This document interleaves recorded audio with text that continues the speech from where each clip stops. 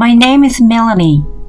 I'm a part-time worker living with my husband and my mother-in-law. My mother-in-law was a single mother and I met her many times before we got married. When we decided to get married, I had no qualms about moving in together with my mother-in-law. The three of us lived together happily. My mother-in-law never bullied me at all, and we shared the household chores. While I worked part-time, my mother-in-law did the household chores. I did the rest when I was at home. We often cooked together. Even in such a happy life, there were a few things that bothered me. One day, I was going out with friends. I tried to put on the necklace my husband had given me, but I couldn't find it. So I asked my mother-in-law, who was taking care of the house while I was working part-time. "Mary, have you seen my necklace? It's heart-shaped one. Tom gave it to me." "A necklace? I haven't seen it. I will look for it later," she said like that. So I thought that I left it somewhere in the house and figured it would turn up eventually. I didn't say anything more to her since then. The next day, I found my necklace under the trash can. I wondered why it was there, but would I have thrown it away by mistake along with something else? I'm so goofy that even I'm appalled by my own goofiness sometimes. At that time, I thought, I'll be careful in the future. I didn't pay much attention to it after that. After that, I continued losing things several times, but I was still convinced that it was my fault. Later, I would realize that this was not just my forgetfulness. A little while later, I began to get addicted to apply for sweepstakes. The products up for grabs were gourmet food, travel vouchers, health products, and more. The idea was to fill in the crossword and enter. It is not easy to win, but very occasionally I would win. I was looking forward to having the goods sent to my house. My mother-in-law is starting to wonder about it too. "Melanie, what is that you're doing?" she asked me. "I don't have a good chance to winning, but still, it's interesting, so why don't you try it too?" I recommended to her. "No, it's okay. I will pass. Let me know if you win something good," she said like that. I never thought that at that time, my mother-in-law was planning something like that. After a few entries, I won some health products, and I gave them to my mother-in-law as a present. She was so happy. "I hope you win some more good things like that," she said. And we'd have a nice conversation. I was relieved that she seems to be enjoying the hobby with me. Then one day, to my surprise, a beefsteak stood up, and it was a prime one from an Astor ranking system. I had applied again and again and finally won. I was so happy. I had never had such a high-quality meat before. I was really looking forward to the day it arrived. That's right. Let's surprise Tom and my mother-in-law. I waited excitedly for the meat to arrive. But a few days later, the beefsteak didn't arrive on the scheduled delivery day. I checked the delivery mail, and sure enough, it was supposed to be today. I had been home all afternoon. I had designated it for delivery during the day, so it should have arrived by now. I was working part-time in the morning, so I asked my mother-in-law, who was home during that time. "There should have been a package for me today, but haven't you received it?" "A package? I didn't receive anything." It was marked as a cancelled on the absentee ballot. Is that so? I don't know anything about that. That's what she said. I decided to call the courier to confirm. Then the man who delivered the package said, I handed over to a resident of the house, but you didn't receive it? That's strange. I will check just in case. That's what he said. What the hell is going on? Is my mother-in-law lying? My husband was at work at the time, and my mother-in-law would have been the only one in the house. Why did she say she didn't know? I will ask my mother-in-law again. I just checked with the delivery company. They said they gave it to a resident of the house. Are you sure you don't know? You keep pestering me. I told you I don't know. She said it like she was fed up with me. I couldn't help it. Okay, I will talk to Tom about it. My mother-in-law suddenly became impatient. Don't bother telling Tom. He's busy with work, and you're making him worry unnecessarily. Oh, but... Now, this conversation is over. I didn't know why she was talking that way. I mean, it's too suspicious. You really don't know, do you? You're persistent. If you talk about this again, I will kick you out of the house. I had a hunch. So as a last resort, I decided to talk to the police. They often have a wanted list, which says, like, if you get a hint, call 911. I was impressed this is that hint they were talking about. Besides, I didn't want to be stopped again by my mother-in-law, so I called the police while my mother-in-law was away. I explained the situation, and they said there was a good chance that my mother-in-law had stolen it. I asked them to come to my house. The day after the consultation, the police arrived at our house. My mother-in-law was not at home, so I asked them to wait for a while. I'm home. There was a police car out in front of our house. I wonder what's going on. It's so scary.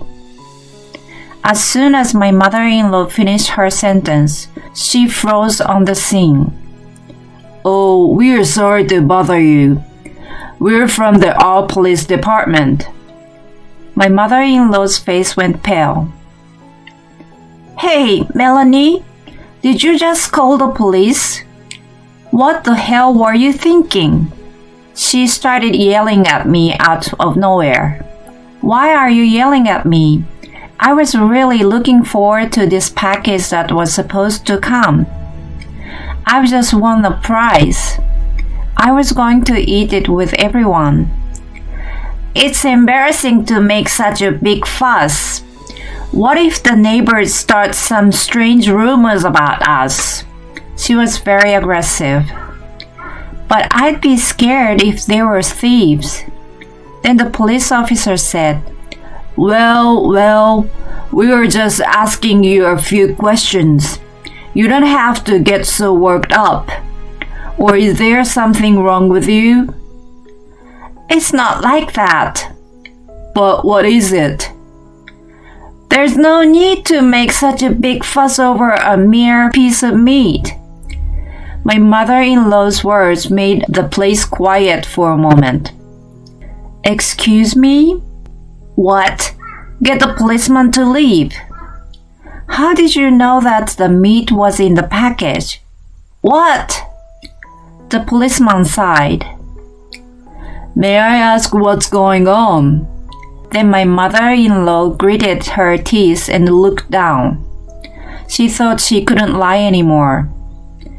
After a few moments of silence, I received it, my mother-in-law said. The police asked her why, and my mother-in-law began to talk in a whispered voice. I have hated Melanie for a long time. I hated her for taking my precious Tom. I couldn't hide my surprise. I had never thought that my mother-in-law hated me.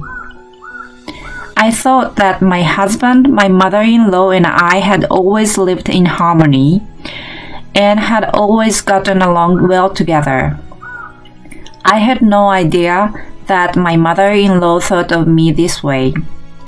She went on to say, "When I found out that the beefsteak was on its way, I decided to eat alone with Tom, without Melanie.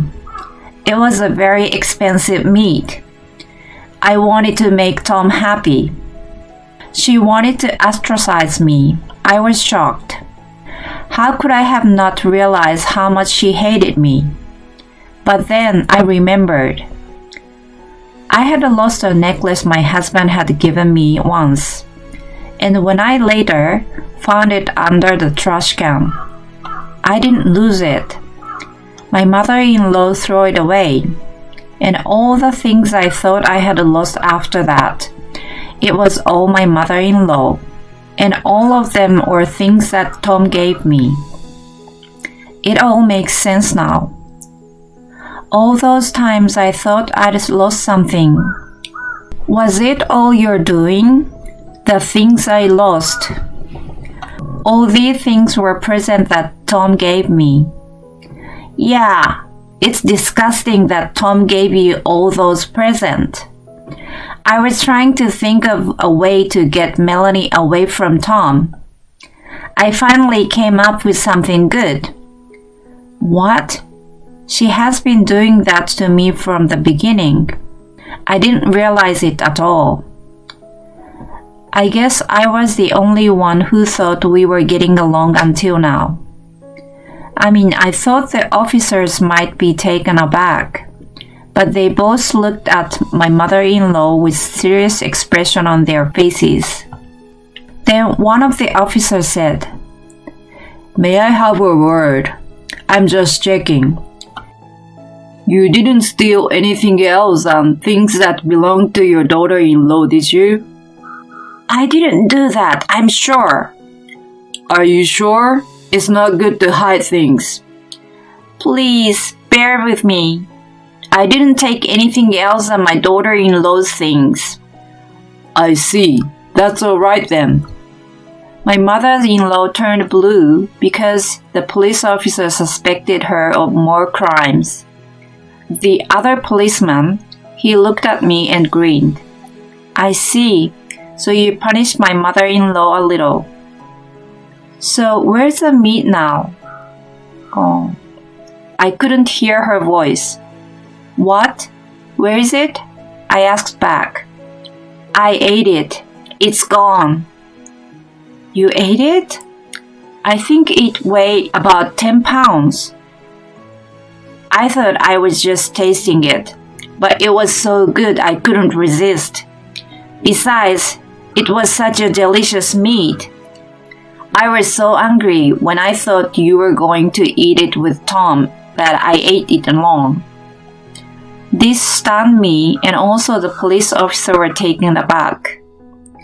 I wanted to say I was going to eat it with you and Tom, 3 of us, but I got too tired to say that.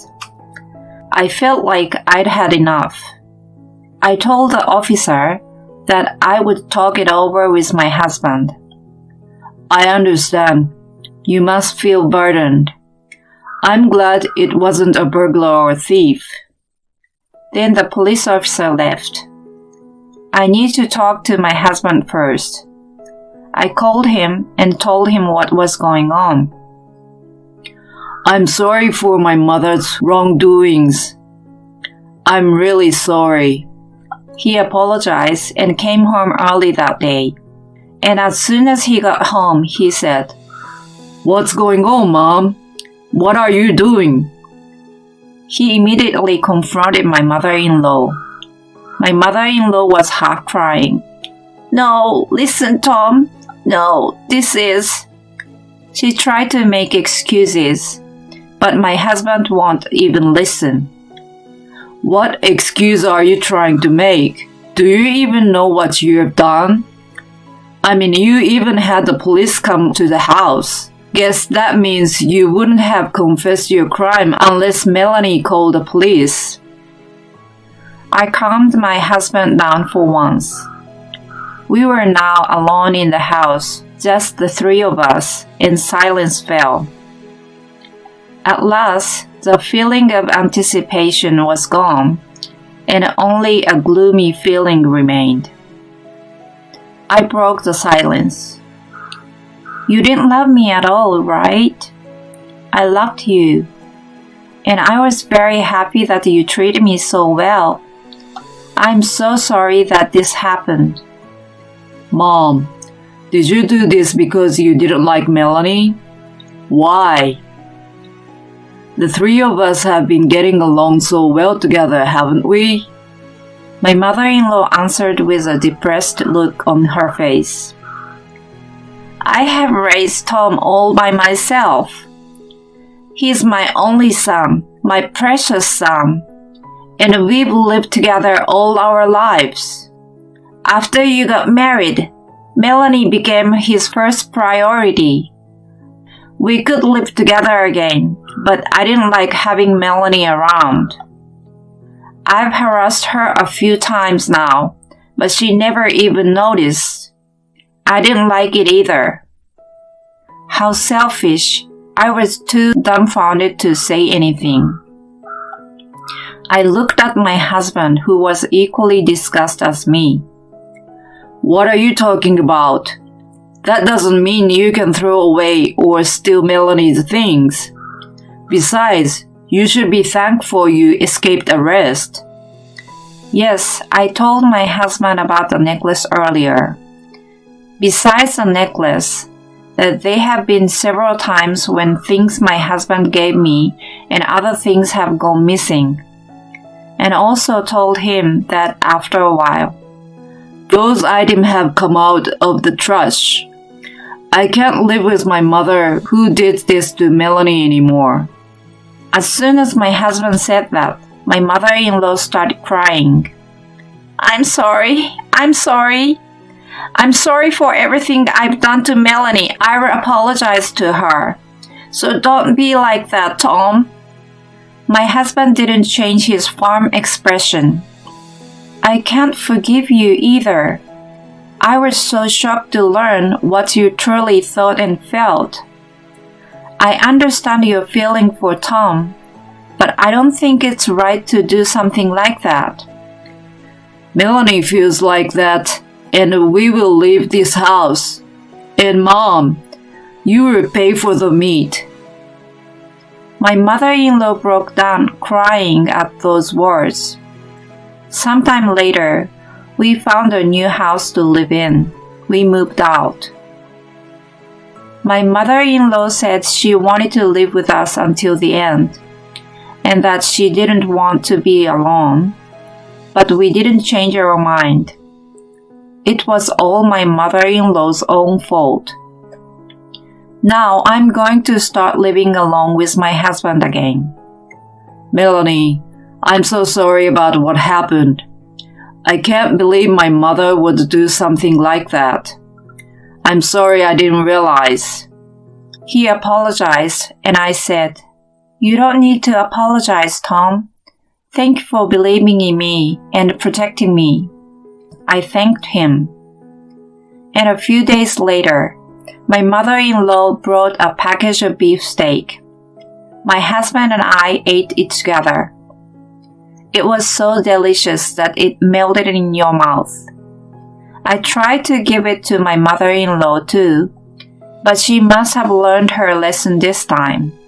She asked me to eat it alone with Tom, so I could eat as much as I wanted without worrying about it. I don't think I will be able to eat this high-quality meat again anytime soon. I had a bad experience, but I was able to forget about it when I was eating it. My husband also enjoyed the meat and said it was delicious. I felt happy to see that. I'm sure my mother-in-law wanted to be with her beloved son all the time. I wonder if that feeling was too strong for her, so that she started to harass me. I don't know what will happen when I will have children and they will get married. I wish I could let go my children and see them off properly. That's what I thought quietly in my heart. Then my mother-in-law started to live alone. I don't know what happened to her, but she seems to have a job and to be doing well. I wonder if it was too much for her to face the pressure from the policeman and my husband. Once a year, she sends us 10 pounds of beefsteak and a letter of apology. It seems that she works hard and saves up the money to buy it. She seems to be very sorry for what she did, and since she is getting older now, my husband and I have talked about it, and we are thinking of going to see and check on her someday soon.